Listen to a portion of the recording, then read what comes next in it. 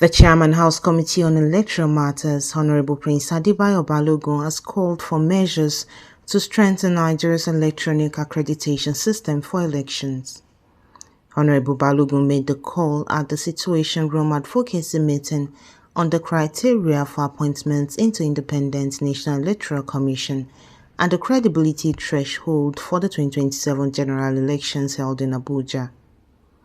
According to Honorable Balogun, accreditation is the most important aspect of the electoral process, stating that nowadays any brilliant politician will know that the fear of BVAS is the beginning of wisdom. He recalled that those days have gone when you manipulate the number of votes, recommending that experienced personnel at INEC be retained to provide continuity and expertise.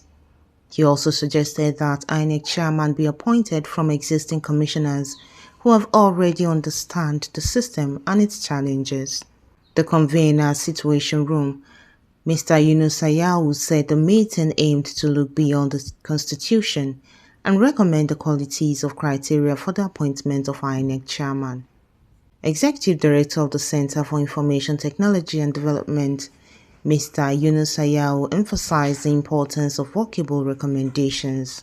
Executive Director of the Policy and Legislative Advocacy Center, PLAC, Mr. Clement Nwako, stressed the need for non-partisan individuals to be appointed as INEC chairman to ensure credible election. Deputy National Chairman of the Inter-Party Advisory Council of Nigeria, Mr. Dipo Olayokun, suggested that the appointment of INEC chairman and the commission's funding should be taken away from the president.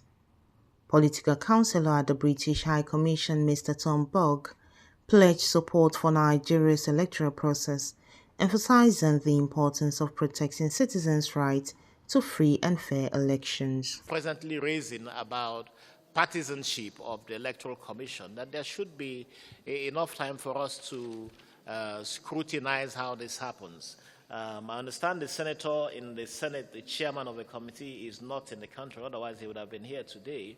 But chairman House Committee, I do know that your views are so very important that as new commissioners are being appointed, as conversations are going on about a new national chairman for the commission, that you would convey the position of Situation Room about ensuring that whoever is appointed as new chairman of the commission undergoes proper scrutiny as to their partisanship or not, scrutiny about their own credibility, and scrutiny about their ability to conduct free, fair, and credible elections in Nigeria in 2027. So I think that's a good conversation to keep having and to keep up and keep a leg on the throttle so that we are able to achieve the goals of our conversations. So I think this is why it is very necessary for us to look at the type of person or persons we are going to appoint into INEC position. But we in IPAC believe that there's a need for us to go to take a step ahead of this one, or further.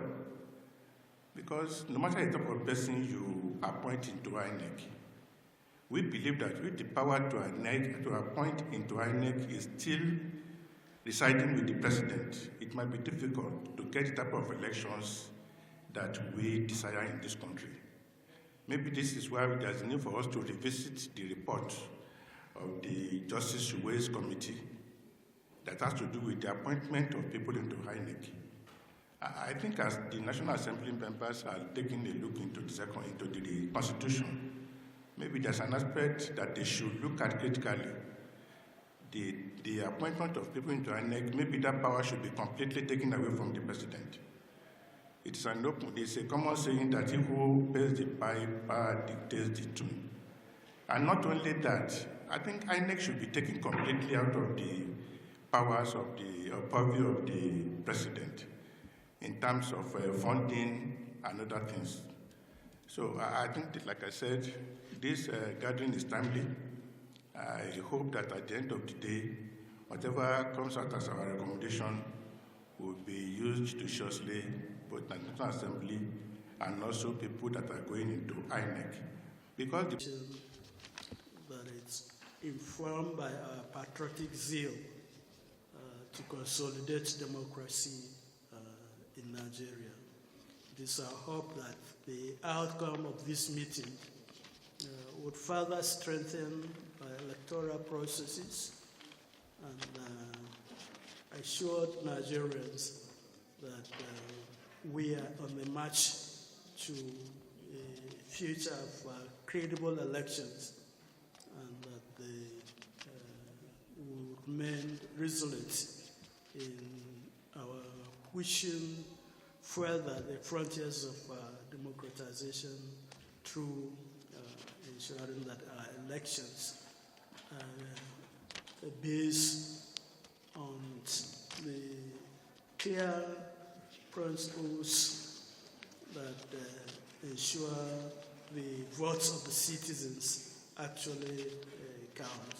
The old hands are elevated so that we will not have a new person just coming in for election. Probably part of the existing commissioners are appointed to become the chairman. I think that's one of the areas we can start advocacy on, because if you have been part of the team, so there won't be anything new to you. So it wouldn't matter whenever you get elevated to become the chairman. So I think this is one of the areas that maybe we can start looking at, because that will give ample time for anybody who becomes the chairman not to be new in the system and be able to catch up with whatever they are doing. I think that could be included in your discussion, and we will look at it whenever it comes at the end of the day. Society, it means engagement on human rights, it means engagement on free media and expression. Supporting and creating a receptive environment for democratic practice and free expression of citizens' rights across Nigeria. And it's for these reasons that we support the work of the National Assembly on electoral reform from the Act of 2022, and will continue to stand with Nigeria as those reforms are taken forward. I've been in Nigeria for a year and a half, so not overly experienced, but I've seen in that time that governance here in respect for human rights is a crucial aspect of what civil society is pushing for. That includes free expression, but it also includes the right to safely vote in a free and fair election, giving citizens the right to elect their leaders, free of interference, free of any pressure upon where they cast their vote. The administration of electoral process, as I'm sure you will agree, is an essential component of that picture. Without credible elections and a reputation for protecting the rights of voters and citizens, no free society can flourish in its democratic governance.